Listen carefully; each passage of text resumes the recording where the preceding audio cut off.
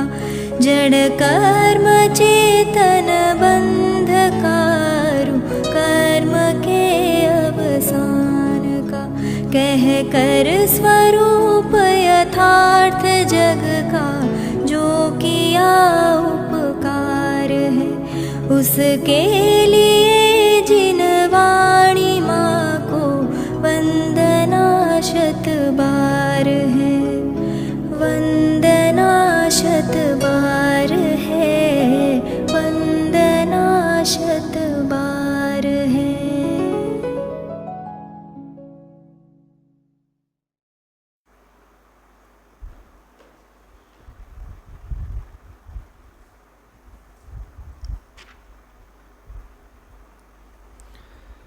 ओम नमः सदेभ्यः ओम नमः सदेभ्यः ओम नमः सदेभ्यः।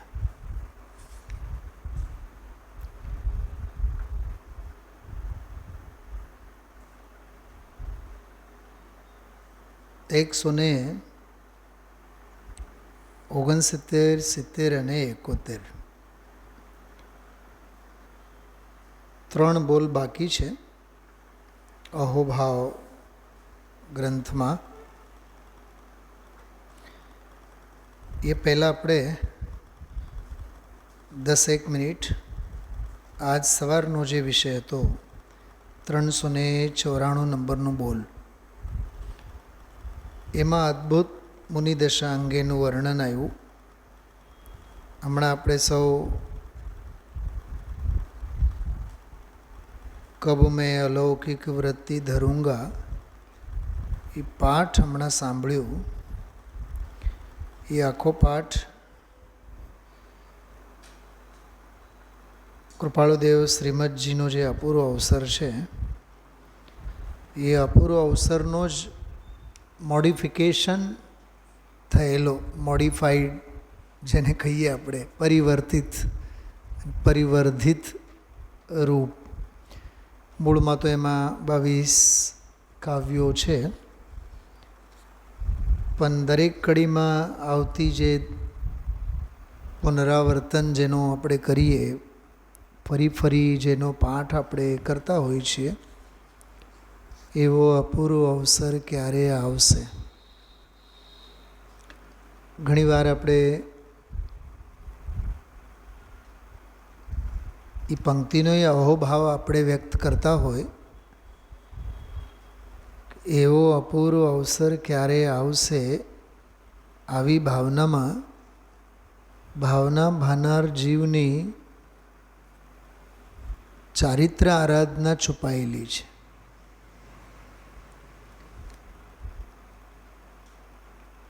ચારિત્ર આરાધનાના માર્ગે લાગેલા તો જીવો ધન્ય છે,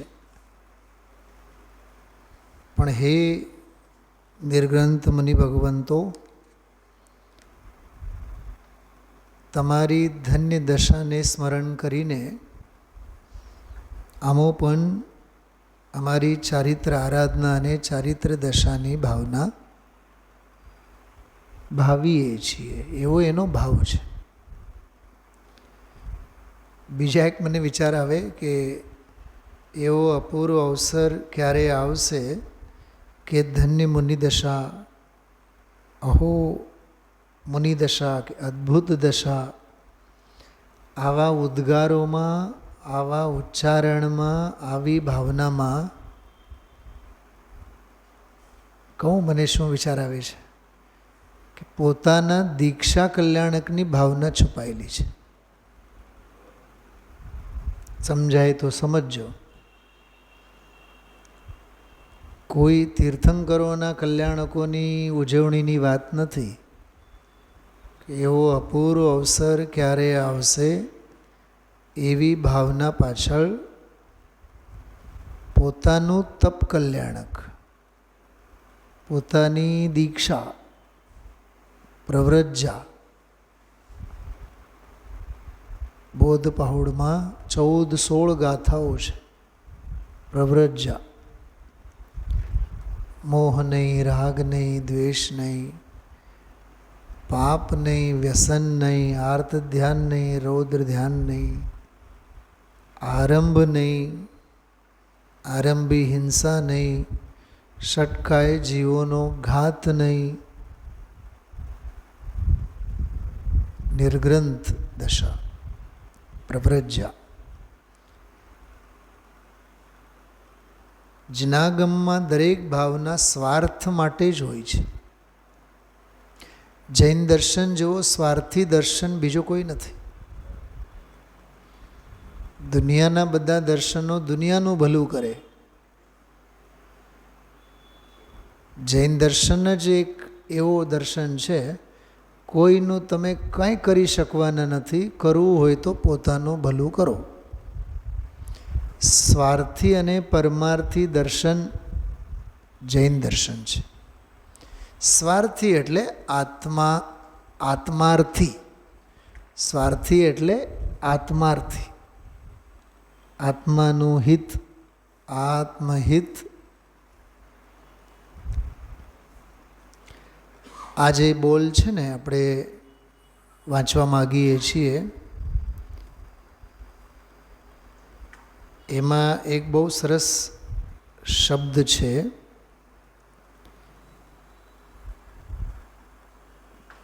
મુનિરાજોનું સર્વ પ્રવર્તન આત્મામય જ છે. સવારે આપણે ઘણી ચર્ચા આની કરી છે.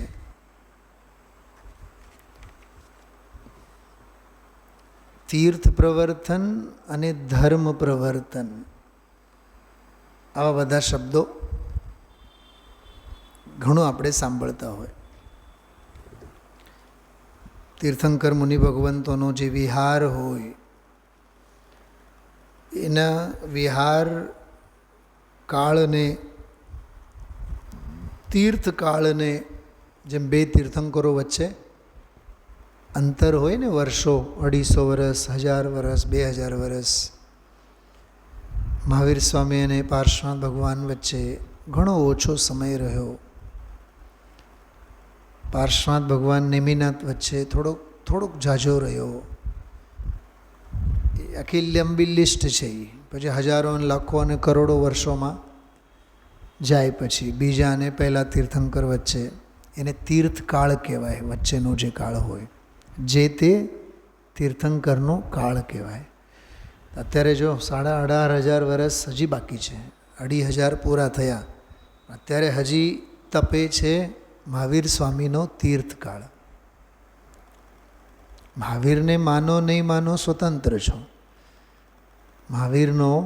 મહાવીરને માનો કે નહીં માનો, મહાવીરનું માનો કે નહીં માનો, દરેક જીવ સ્વતંત્ર છે. વિશ્વ સ્વતંત્ર છે. પણ તીર્થ તો મહાવીર સ્વામીનું જ વર્તે છે. ભાવેશભાઈ, હું છે રોજ સવારે ઉઠ્યા બાદ સીધું મોબાઈલ ઉપર સહસ્ત્રનામ સ્તોત્ર સાંભળતો હોઉં છું. 1008 નામ, ઓરિજિનલ સંસ્કૃતના શ્લોકો. ગોખવાનું નહીં હોય કોઈ દિવસ. તમે એક વાર ને 1000 વાર સાંભળો, 1000 ને લાખ વાર સાંભળો. એ સાંભળતા સાંભળતા એવા કોઠે પડી જવા જોઈએ, તમને જ ન ખબર પડે, આપણને જ ન ખબર પડે કે આપણને મોઢે ક્યારે થઈ ગયા. અને એ છપાઈ જ જાય. પછી ટંકોત્કીર્ણ. તેમાં કેટલા 8-10 દિવસ થયા સહસ્રનામ સ્તોત્રનો એનો શ્રવણ. પછી કોઈ શબ્દ એવો આવે એમાં સાંભળતા સાંભળતા ફરીથી હું રિપીટ કરું, એને રિવર્સ કરીને ફરીથી સાંભળું. એમાં એક શબ્દ આવ્યો તીર્થંકર ભગવંતો માટે, વર્ધમાન.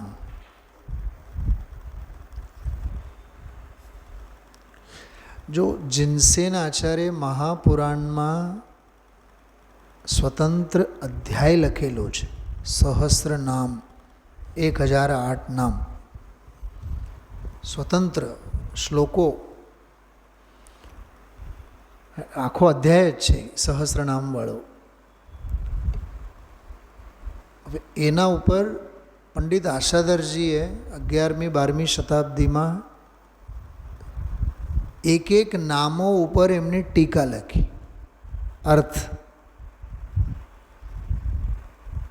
એટલે તમે જો, એક આચાર્ય મહાપુરાણમાં સૌધર્મ 1008 નામોથી સ્તુતિ કરે છે. એ બહાને નામ લખ્યા, નામોના અર્થ ના આપ્યા. એ કે મગજમારી તમે કરો, અમે તો અમારી મસ્તીમાં નામ લખીએ છીએ શ્લોકોમાં. હવે એના 500, 700, 800 વર્ષ પછી પંડિત આશાદાસજીની ચિંતા થઈ કે આ જગતને 1008 નામ જે આમાં આવેલા છે, ક્યાં ખબર પડવાનું છે કે આનો અર્થ શું છે. એટલે એને એક એક નામનો પોસ્ટમોર્ટમ કર્યું. વ્યુત્પત્તિ કહેવાય એને સંસ્કૃતમાં. વ્યુત્પત્ત્યર્થ, ઉત્પત્તિ નહીં, વ્યુત્પત્ત્યર્થ. વ અને ય અને ઉની માત્રા વ્યુત્પત્ત્યર્થ કહેવાય. ટાંગા તોડ પોસ્ટમોર્ટમ શબ્દનો, દરેક શબ્દનો. એમાં એક શબ્દ આવે છે વર્ધમાન. હમણાં 2 દિવસ પહેલાં ગુરુદેવશ્રીએ સહસ્રનામનો દાખલો યાદ કરીને કીધું હતું, મુમુક્ષુ. ગઈકાલે જ મુમુક્ષુ. તીર્થંકર ભગવાનને મુમુક્ષુ પણ કહેવામાં આવે. ચલો, એ શા માટે યાદ કર્યો? એમાં સહસ્રનામમાં વર્ધમાન શબ્દ છે. વર્ધમાન નિત્ય શરદ પૂનમની જેમ, ચંદ્રની 16 કળાઓની જેમ હંમેશા ગ્રાફ, શુદ્ધિનો ગ્રાફ વધે જ રાખતો હોય એને વર્ધમાન કહેવામાં આવે છે.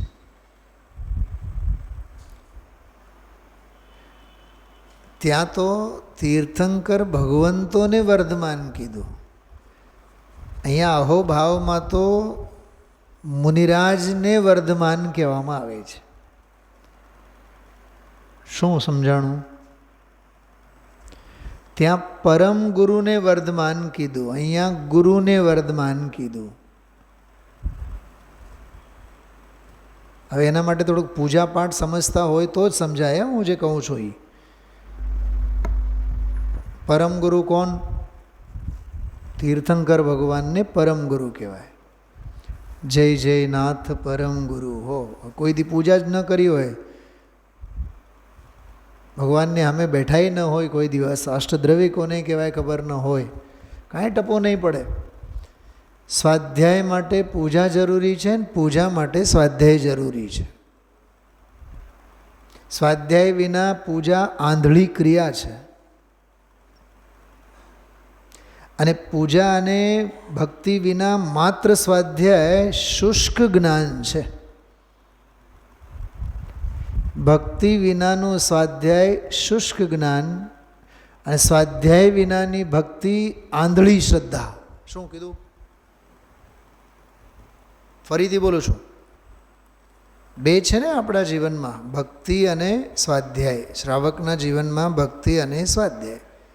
જો આપણે ઘરેથી નીકળીએ, મંદિરે આવીએ, શું કરીએ છીએ? દર્શન કરીએ છીએ કે નહીં? મંદિરમાં સૌથી પહેલાં દર્શન કરીએ છીએ. સમય સંજોગો હશે તો બધે દર્શન કરીએ. 3 વેદીઓ, સમો શરણ, માનસસ્તંભ. વધારો પડતો સમય હશે તો શિખર મંદિરના પણ દર્શન કરી આવીએ. હજી એ વધારે સમય હશે તો કદાચ સામેના બંને ભવનોમાં પણ જઈને આવીએ, ભાવ નમસ્કાર ત્યાંય કરીને આવીએ, સમય હશે તો. પણ એ તો ગુરુદેવનો માંગલિક ચાલતું હોય કે માંગલિક પૂરું થઈ ગયું હોય અને આમ બિલકુલ ગભરામણમાં ભાગીને આવતા હોય. કરોડની ગાડી મંદિરની સામે ઊભી થાય અને ઉતર્યા, સીધા ભાગ્યા ક્યાં? સ્વાધ્યાય ભવનમાં. બિલકુલ એક શ્રાવકની ચર્યા ખોટામાં ખોટી છે. સ્વાધ્યાય પછી હોય, પહેલાં ભગવાનના દર્શન હોય.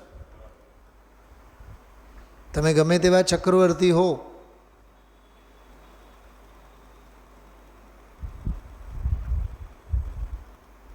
ફરીથી બોલું છું, 1 વાર નહીં 10 વાર બોલીશ.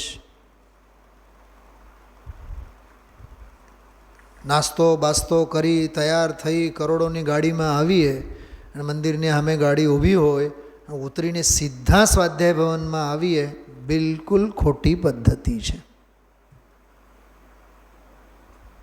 શિથિલાચાર છે. એના માટે 5 મિનિટ 10 મિનિટ 15 મિનિટ વહેલા આવો. અને ભગવાનના દર્શન કર્યા વિના સ્વાધ્યાયમાં બેસવું એ અક્રમ છે. પહેલાં છાશ પીશું કે પહેલાં રોટલા ખાશું? બતાવો.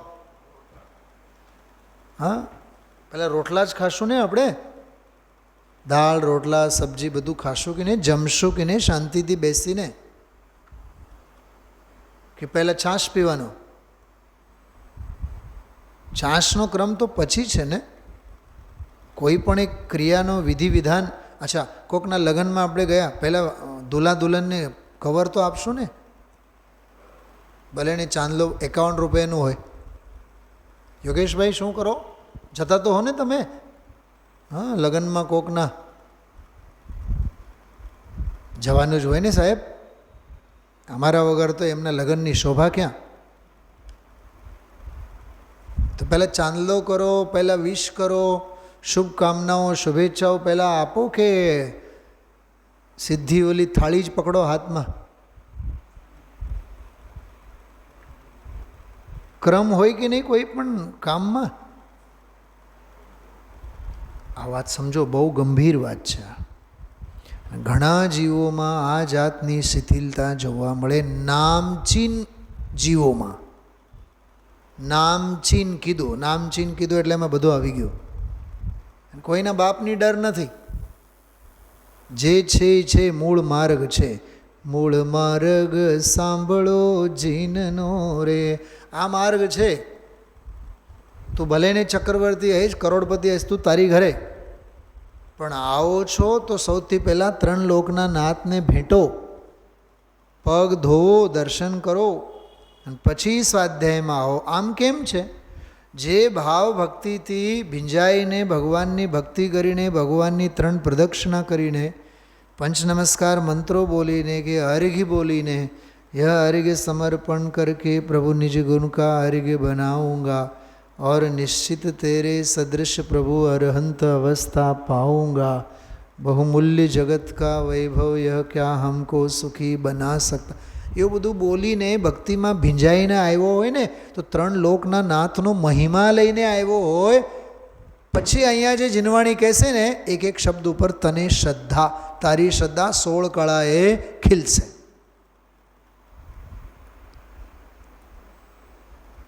એક બીજો દાખલો.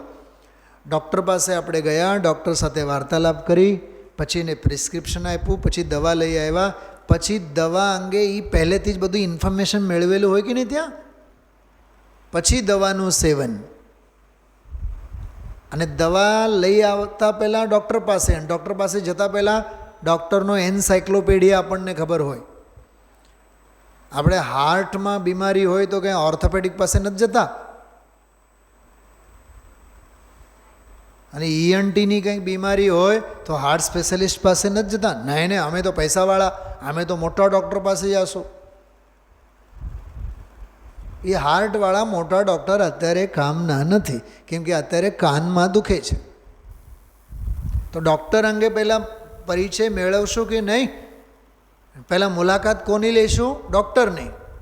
એમ અહીંયા મુલાકાત કોની લેશું? આ મહા મોટા ડૉક્ટર છે, શાસ્ત્રમાં લખેલું છે ડૉક્ટર. કહું, મહાવીર અષ્ટક સ્તોત્ર ઉપાડીને વાંચો તમે. ભિષક શબ્દનો પ્રયોગ છે. આકસ્મિક ભિષક. ભિષક એટલે તમે વૈદ્ય છો, ડૉક્ટર છો. તો પહેલાં મુલાકાત કોની સાથે હોય? વૈદ્યની મુલાકાત હોય. પછી પ્રિસ્ક્રિપ્શન લખી આપે. તે માયાચારી કરીને તિર્યંજમાં ગયો, સરળતા સેવીને તો આ મનુષ્ય ભાવ મળ્યો. સમજાય છે? પુણ્યના ફળમાં સ્વર્ગમાં ગયો. અને આપણે ભગવાનને પૂછે કે હે ભગવાન, મને ભોગોમાં રુચિ કેમ કરીને વધવું પડતું છે, એ રુચિ મારી ઓછી કેમ નથી થતી? તો ભગવાન કહેશે, શ્રીમંદર ભગવાન, હે ભવ્ય, તો સાગરોપમનું દેવગતિનું આયુ પૂરું કરીને આવ્યો છે, એટલે તને હજી ભોગના સંસ્કારો બાકી છે. કોઈ બાજકણાને પૂછવું જોઈએ. મને તો ઘણીવાર વિચાર આવે, એવા 4 જીવોને ઊભું કરવાનો, અને એક એવો બાજકણો નેચરવાળો, હે પ્રભુ મને સૌની સાથે બાજવાનું જ કેમ હું છે? દરેક વાતમાં મને ઊંધી જ મારી બુદ્ધિ કેમ હાલે? હું કોઈ પણ વાતમાં સરખો કેમ નથી હાલી શકતો? મા બાપની સાથે, સગાવાલા સાથે, સાધર્મીઓ સાથે મારે હંમેશા કૂતરા અને બિલાડાની જેમ બાજવાનું જ થાય. કેમ હું બાજકણો બન્યો છું? તો ભગવાન કહે છે કે હે જીવ, તું 7મી નરકમાં હતો.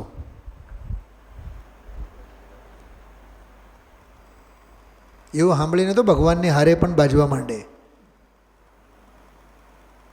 કેમ કે જે છે એ કહેશે, તો તું નરકના સંસ્કારો લઈને આવ્યા છો, એટલે તને બાજવા સિવાય કાંઈ સૂઝતું નથી. હજી સાંભળો, કોઈ જીવ એવું પૂછે કે હે પ્રભુ મને આત્મહિત કરવાનું તો ઘણું સ્ફુરે છે, પણ છે ને ધંધા અને બાયડી અને વ્યાપાર અને મહેમાનો અને શરીર અને આ ઉદયની વિચિત્રતામાં હું એવો અટવાયેલો છું. હે પ્રભુ હું બહુ રજળ્યો, બહુ રખડ્યો, બહુ આથડ્યો. તો મારે આત્મકલ્યાણ કેવું કરવાનું, કેવી રીતે કરવાનું? ભગવાન કહેશે તારો જેવો કોઈ માયાચારી નથી. કેમ કે જ્યારે આત્મહિતની વાત કરવાની આવે તો તું ઢાળ ધરે છે આગળ. બાયડીનું કરવાનું, ઘરનું કરવાનું અને પરિવારનું કરવાનું. પોઈન્ટ સમજાય છે?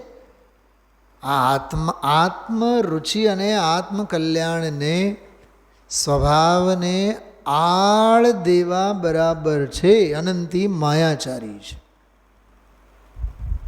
સિમંદર ભગવાન કહેશે તમે કૃપાળુ દેવ શ્રીમદજીનું વાંચ્યું જ હશે, એમાં એવું લખ્યું છે જો ઈચ્છો પરમાર્થ તો કરો સત્ય પુરુષાર્થ. સમજાય છે? સિમંદરના મુખે શ્રીમદજીના કાવ્યો. શું ધામજીભાઈ, આ રૂપક સમજાય છે? હું જે રૂપક તમને કહું છું, આ પાઠશાળાના બાળકો પાસેથી આવા નાટકો કરાવવા જોઈએ, એટલે સમાજને સિમંદર ભગવાન શું કહે છે એ ખબર પડી જાય, અને આ મહાપુરુષો શું કહે છે એ ખબર પડી જાય.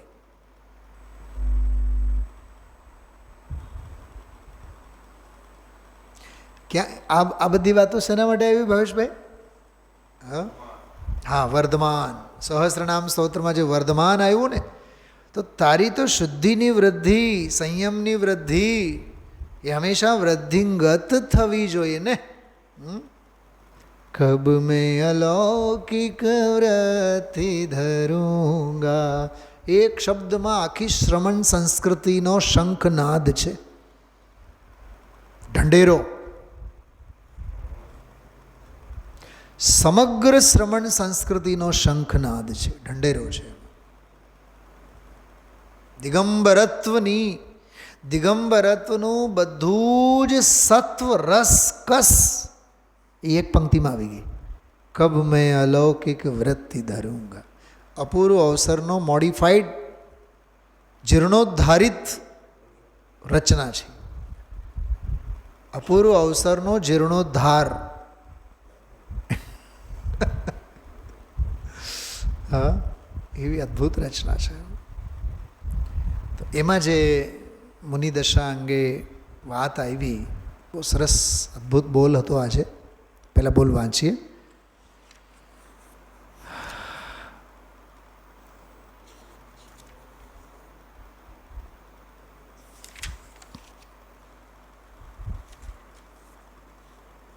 $394 બોલ, 394, 149 પેજ નંબર, 149 પાનું, 394 બોલ. મુનિરાજના હૃદયમાં એક આત્મા જ વિરાજે છે. મહિમા આત્માનો છે કે મુનિરાજનો છે? મારો પ્રશ્ન છે. જે વિરાજેલો છે એ મહિમા મંડિત છે કે જેનામાં વિરાજેલો છે એ મહિમા મંડિત છે? ભાવેશભાઈ તો એમાંથી મધ્યમ રસ્તો કાઢે છે, અનેકાંતવાળો, કે બંને મહિમા મંડિત છે. પાંચે પરમેશ્વરીમાં આવે ને એ, હા, એવા આત્માને પોતાનામાં સ્થાન આપનારા એ ધન્ય છે ને, એને જ માટે કીધું અદ્ભુત દશા છે એમ. ચલો, એના જવાબને અત્યારે આપણે મીમાંસા નથી કરતા. મુનિરાજના હૃદયમાં એક આત્મા જ વિરાજે છે. વિરાજે છે શબ્દો તો જો.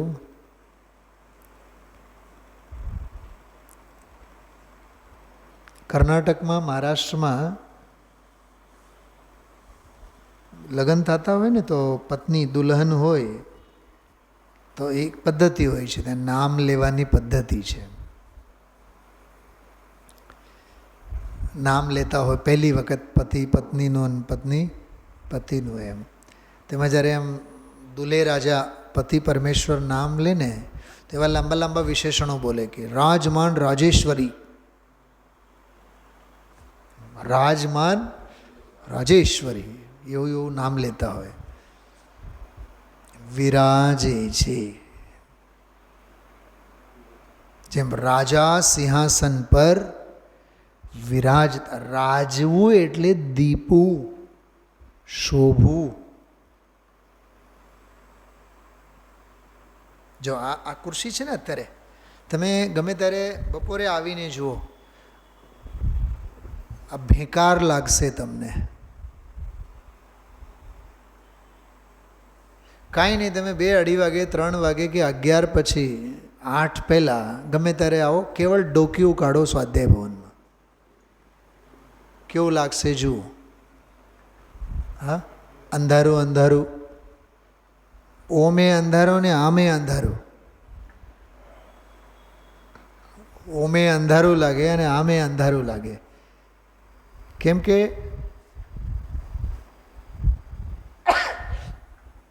આત્માર્થી મુમુક્ષુ જીવો એમની સાધના, તત્વનું શ્રવણ અને જીનવાણી, તત્વની ચર્ચા કે જીનવાણીની ચર્ચા, તત્વજ્ઞાનના આપ લે વિના બધું બેકાર જ છે. જે ઘરમાં શાસ્ત્ર સ્વાધ્યાય ન થતા હોય એ ઘર ને સ્મશાન છે એમ તો કીધું છે, પણ ઘર નથી એમ કીધું છે. જેને આપણે છાતી સરસો ચોંટાડીને જ બેઠા હોય, અમારો બંગલો, પણ એ ઘર ઘર નથી એમ સૌથી પહેલાં કીધું. પછી કીધું કે સ્મશાન છે. સ્મશાનમાં કોણ રહે? મડદાને બાળનારા જલ્લાદો રહે, કાં તો ભૂતળા રહે. તો મહેલમાં વસનારા આપ શ્રી કોણ છો? એમ જાતને પૂછવાનું. વિરાજે છે, કેટલું સરસ શબ્દ છે. મુનિરાજના હૃદયમાં એક આત્મા જ વિરાજે છે, તેમનું સર્વ પ્રવર્તન. વાહ, આ શબ્દ જુઓ, આના ઉપર આમ ઝૂમી ઉઠવાનું મન થાય. સર્વ પ્રવર્તન, ચાલે તોય, બોલે તોય, મૌન રહે તોય, આહાર લે તોય, ઉપવાસ કરે તોય, નિરુપસર્ગ અને નિરંતરાય આહાર લે તોય, અને તપમાં બેઠા હોય અને માથે અંતરાયો આવીને ખાબકે તોય. શું કીધું? કંચન જેવી સ્વસ્થ કાયા હોય તોય, અને કોડ, ગળત કોડ હોય આખા શરીરમાંથી, સનત ચક્રવર્તી એવી દશામાં હોય તોય, એનું નામ સર્વ પ્રવર્તન. એટલે ઉદયાધીન બધી જ પરિસ્થિતિઓમાં એનું ચાલવું, એનું બોલવું, એનું મૌન રહેવું, એનું ઊભું રહેવું કે એનું બેસવું, એરિયા, ભાષા, એશના, આદાન નિક્ષેપન કે મલમૂત્રાદિકનો ત્યાગ, વિત્સર્ગ, એનું નામ સર્વ પ્રવર્તન. શું કીધું? આ સર્વ પ્રવર્તન એટલે બધી જ ચાલ ચલગત એમની કેવી હોય? આત્મામય જ હોય. અને અજ્ઞાનીનું બધું જ કેવું હોય? અનાત્મમય. કેવું હોય દામજીભાઈ? હું સવારે કહેવા માગતો હતો, એ વિષય રહી ગયો હતો.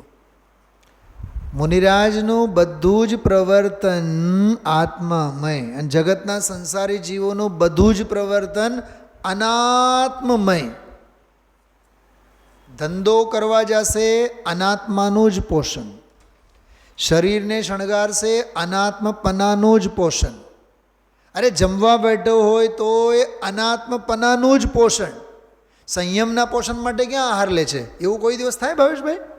હું આ સરસ મજાનું શરબત પીવું છું અને પીને હું સીધા જઈને સામાયિકમાં બેસું, કોઈ દિવસ હોય મગજમાં આવે?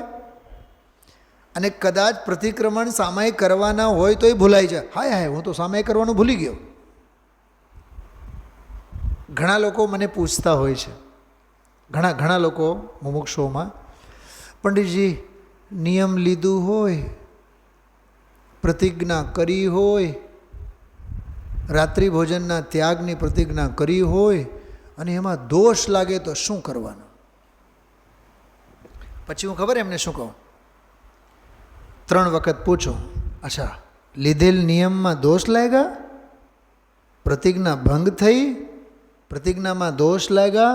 કે હા, આમ કેમ થાય છે ખબર છે? કેમ થાય છે? કેમ કે સંયમનો મહિમા નથી. નિયમની કદર કરતા શીખો તો નિયમમાં દોષ નહીં લાગે. કા ફ્લાઇટની ટિકિટ હોય, ભૂલાય છે? ટ્રેનનું ટાઈમિંગ ભૂલાય છે? અચ્છા, કેટલા મહિના પહેલાં ટિકિટો કાઢેલી હોય? હું ટ્રેનની વાત નહીં કરું, હું ફ્લાઇટની વાત કરું. એમાં બીજો એક લોભ છુપાયેલો છે. હા, સસ્તી ટિકિટ કાઢે 6-8 મહિના પહેલાં. કેવો લોભીઓ છે બોલો! લાખો કરોડો કમાવતો હોય તો એ 6-8 મહિના પહેલાં ટિકિટ કાઢીને, 6-8 મહિનામાં મને બતાવો કોઈ દી ભૂલે છે એમ પૂછું છું. સમયસારની ગાથાઓ કોઈ દી કાઢીને નહીં જોઈએ, પણ ઓલા કબાટમાં રાખેલ ફ્લાઇટની ટિકિટ તો 415 વખત જોશે. 415 વખત કીધું. સમયસારની ગાથાઓ કેટલી? 415. પણ ટિકિટ તો બરાબર અને બરાબર એવી રીતે એને શું કહેવાય, એને એવા એમ મૂકેલ હોય, એને એ સ્ટાઇલમાં જ મૂકેલ હોય, એટલે જાય નજર એટલે સીધી ક્ષપક શ્રેણી. આવું પોસ્ટમોર્ટમ કરો પોતાના પરિણામોનું, ખબર પડે. અચ્છા, અમારા રાજુભાઈ જેવા પછી એને ઝેરોક્સ કાઢે, ઝેરોક્સ પછી મની પોકેટમાં રાખે, ઓરિજિનલ તો જ્ઞાનની ગુફામાં. તમે જુઓ તો ખરા, હા, કેટલી એની બુદ્ધિ નથી દામજીભાઈ? સાવ બુદ્ધિ વગરનું થોડુંક છે. એણે 6 મહિનાના ગાળામાં ટિકિટ અંગેની સાવચેતી, પૈસા અંગેની સાવચેતી, નાની નાની બાબતો કેવી તૈયારી કરતો હોય એનો. કેમ કે એ ફ્લાઇટનો પ્રવાસ, કે પ્રવાસ ખેડવા અંગેની હોશો છે ને, જેની હોશ હોય એની સાવધાની હોય. અચ્છા, વાત શેની હાલતી હતી? પંડિતજી, નિયમ તૂટ્યું, પ્રતિજ્ઞા ભંગ થઈ. કેમ કે તને નિયમ પ્રત્યે, સંયમ પ્રત્યે, પ્રતિજ્ઞા પ્રત્યે, અરે ધર્મ પ્રત્યે તને અહોભાવ જ નથી. કેમ કે અહોભાવ હશે તો તારાથી કોઈ દિવસ ભૂલ ન થાય. દાંત આવશે તમને. એક પ્રશ્ન પૂછું ધનજીભાઈ, પૂછો. ઘરેથી આપણે ગમે તેટલા ઉતાવળમાં હોઈએ, આ જબ્બા અને લહેંગા પહેરવાની જગ્યાએ સાડી પહેરીને આવીએ છીએ આપણે મંદિરે. નહીં, આજે તો ઉતાવળમાં છે ને સાડી પહેરાઈ ગઈ. થાય છે કોઈ દિવસ? કેમ નથી થતું? બોલો ભાવેશભાઈ, સિદ્ધાંત શું કહે છે? તત્વ શું કહે છે? કેમ કે તને ખબર છે કે હું બાઈ નથી, હું ભાઈ છું, હું પુરુષ છું, એટલે મારા પરિધાન અને પરિવેશ તો પુરુષને છાજે એવા જ હોવા જોઈએ. છે કે નહીં પાકો નિર્ણય? એમાં કોઈ દી અતિચાર નહીં, અનાચાર નહીં, પ્રતિજ્ઞાનો ભંગ નહીં. તો ઓલા લીધેલા નિયમો અને પ્રતિજ્ઞામાં દોષ કેમ લાગે છે? અચ્છા, હજી એક બીજું કારણ કહું. ભવમાં તે ચારિત્રની વિરાધના કરી છે. ફરીથી બોલું છું, ભવમાં તે સંયમની વિરાધના કરી છે. એટલે આ ભવમાં માંડ લીધેલો સંયમ, માંડ લીધેલ ચારિત્રમાં પણ લાખ દોષ આવે છે. કેમ કે તારી બુદ્ધિ ભ્રષ્ટ છે. કયા શબ્દનો અર્થ કરીએ છીએ આપણે? સર્વ પ્રવર્તન આત્મમય જ હોય છે. આ મને આ સવારના સ્વાધ્યાયમાં મગજમાં આવું બધું ભરેલું હતું ઘણું. આત્મા સિવાય કોઈ પ્રવૃત્તિ નહીં. બોલે તો આત્મા, વિચારે તો આત્મા, પૂછે તો આત્મા. સમાધિ શતકમાં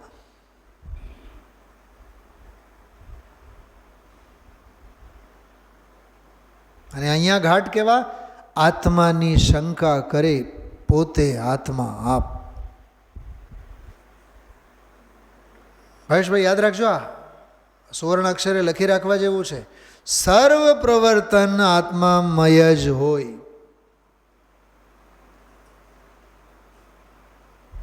વસ્ત્રો ઉતરે તોય આત્મા માટે. શું કીધું? આ વાળ ખરે તોય આત્મા માટે. કેશ લોચ પીછી કમંડળું લે તોય આત્મા માટે. સાહેબ આવું છે. આહાર લે તોય આત્મા માટે અને ઉપવાસ કરે તોય આત્મા માટે.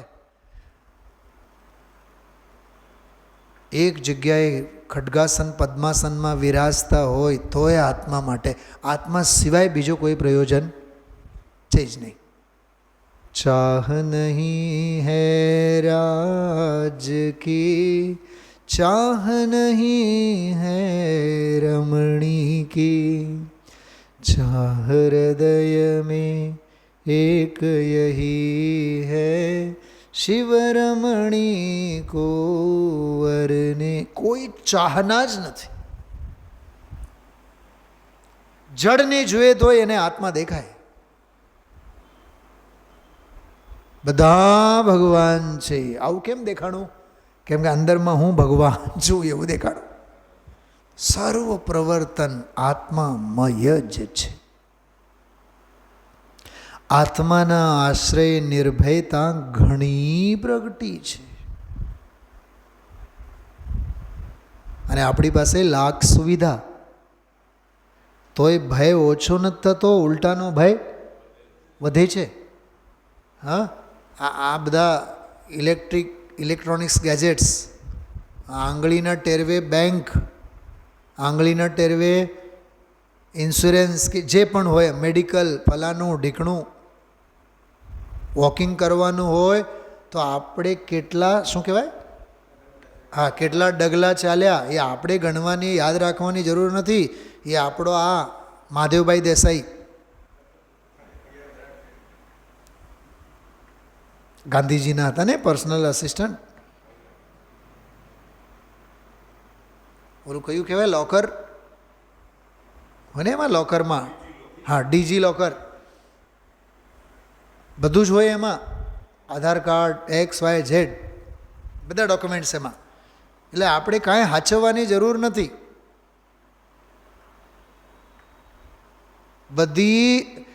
બધું જ ભાડેથી મળે. શું કીધું? બધું જ ભાડેથી મળે. ઉછીનું બધું જ. આટલી સુવિધાઓ, હું સાંભળજો હું શું કહું છું. આટલી સુવિધાઓ, આટલા સાધનો, ભય કેટલો ઓછો, શાંતિ કેટલી વધી, નિરાકુળતા કેટલી, હા, ખ્યાલમાં આવે છે? ઉચાટ કેટલો ઓછો થયો. ઉલટાનો ઉચાટ વધ્યો, ઉલટાને આકુળતા વધી, અશાંતિ તો પારાવાર વધી. થોડી ઘણી જે શાંતિ હતી એ બળીને ભસ્મ થઈ.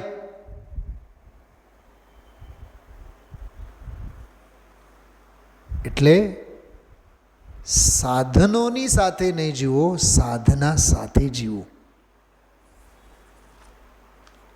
શું કીધું ધનજીભાઈ? સાધનોની ઓથે નહીં જીવો, સાધના સાથે જીવો.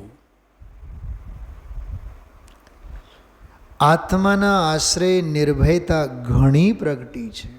પૂરી તો નથી પ્રગટી હજી, પણ ઘણી પ્રગટી છે. ઘોર જંગલ હોય, ગીચ ઝાડી હોય, હવે એને શું ફેર પડવાનો છે? જંગલ ઘોર છે કે અઘોર છે?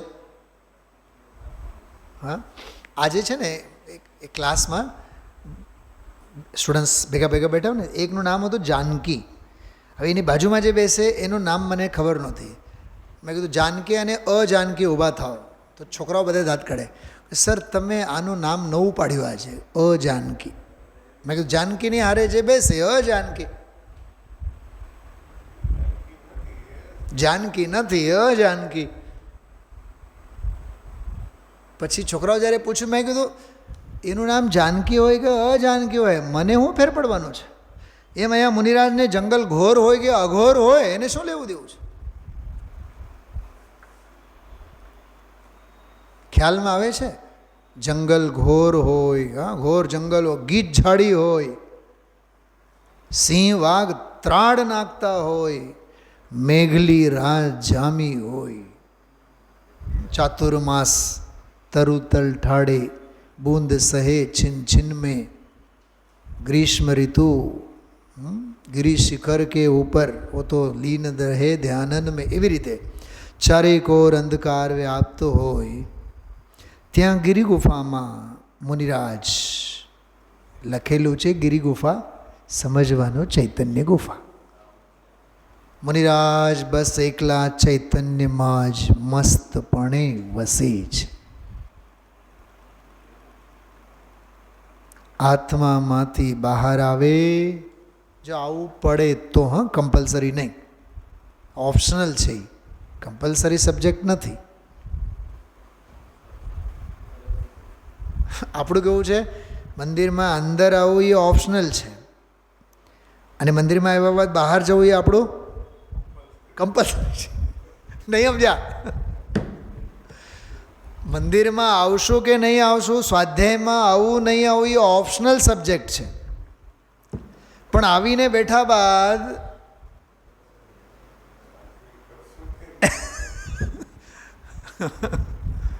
નીકળી જવું, ઊભું થવું, ઉચાટ અનુભવ, એ બધું કમ્પલસરી છે. કેવું છે ગજબનું! હા, જો કેટલું સરસ લખેલું છે. આત્મામાંથી બહાર આવે તો, એમાં જો સમજી લેવાનું, ઇનબિલ્ટ છે.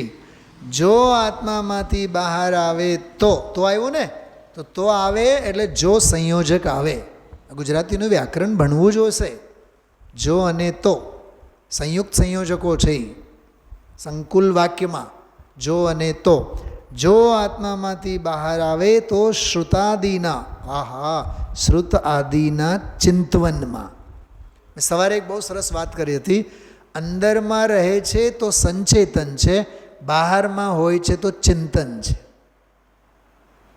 બોલો ભાવેશભાઈ, શું સમજાણું? અંદરમાં સ્વરૂપ સંચેતન, બહારમાં શ્રુત ચિંતન. ચિંતન વિકલ્પ છે, સંચેતન નિર્વિકલ્પ છે. ચિંતન આશ્રવ તત્વ છે, સંચેતન સંવર તત્વ છે. સંચેતન મોક્ષે લઈ જાય, ચિંતન કર્મબંધમાં લઈ જાય. શ્રુત આદિના ચિંતવનમાં ચિત્ત જોડાય છે. ચિત્ત એટલે આત્મા, અને પાછા ક્યાં ચાલે જાય છે? અંદરમાં ચાલે જાય છે. હવે સાંભળો, આપણે માંડ મંદિરે આવ્યા હોય, ક્યાં આવ્યા હોય? માંડ મંદિરે આવ્યા, ફરી આપણે ક્યાં ચાલ્યા જઈએ છીએ? ફરી ક્યાં ચાલ્યા જઈએ છીએ? ફરી બહાર ચાલ્યા જઈએ છીએ. અને મુનિરાજ ફરી અંદરમાં ચાલ્યા ગયા જાય, સ્વરૂપના ઝૂલામાં ઝૂલે છે. ગ્રહસ્થો રાગદેશ ધંધા વ્યાપારના ઝૂલા ઝૂલે છે. ઉઘરાની શું રાજભાઈ, શું કહેવાય હજી?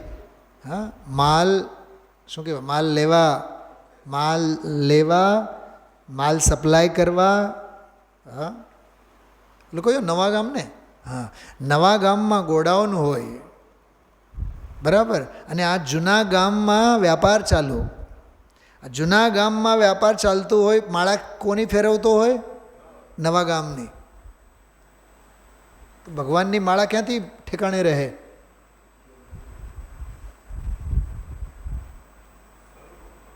સ્વરૂપના ઝૂલામાં ઝૂલે છે.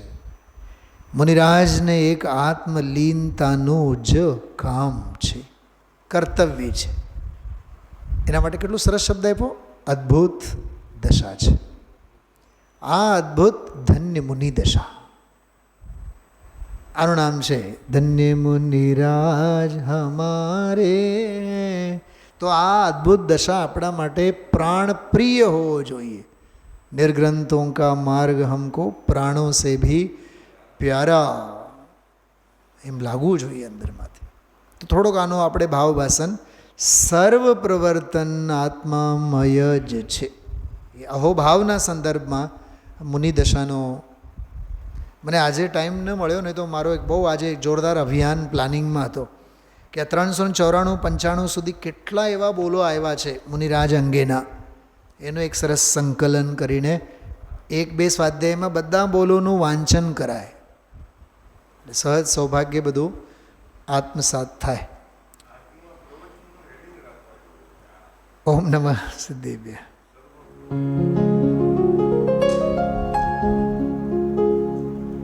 निज निधि निज में बताए, यह अनंत उपकार है उसके लिए जिन वाणी माँ को वंदना शत बार है, वंदना शत बार है, वंदना शत बार है.